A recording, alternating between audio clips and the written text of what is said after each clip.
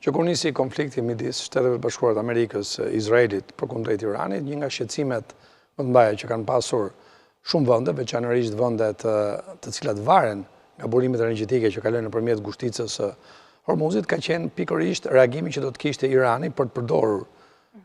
burimet energjetike, pra për të përdorur ngushticën e Hormuzit si një mjet lufte dhe për të kaluar tashmë në një luftë jo thjesht raketore, por një luftë e cila do të kishte në thelb pasigurim për energjinë. Dhe jemi në fillimet e kësaj lufte që u pasqyruar edhe me ngritjen e çmimit të naftës në tregjet botërore në mënyrë të menjëhershme dhe kërcënimet e Iranit vazhdojnë kundër Shteteve të Bashkuara të Amerikës dhe Izraelit, po edhe nëpërmjet opinionit publik ndërkombëtar që mbështet në heshtje ose në mënyrë aktive Shtetet e Bashkuara të Amerikës apo Izraelit, duke i thënë që çmimi i naftës mund shkojë deri në $200. Pra, zakonisht kemi kaluar tashmë nga lufta klasike, e cila zhvillohet mes ushtrive, kemi kaluar në ato që quhet lufta që zhvillohet mes ekonomive.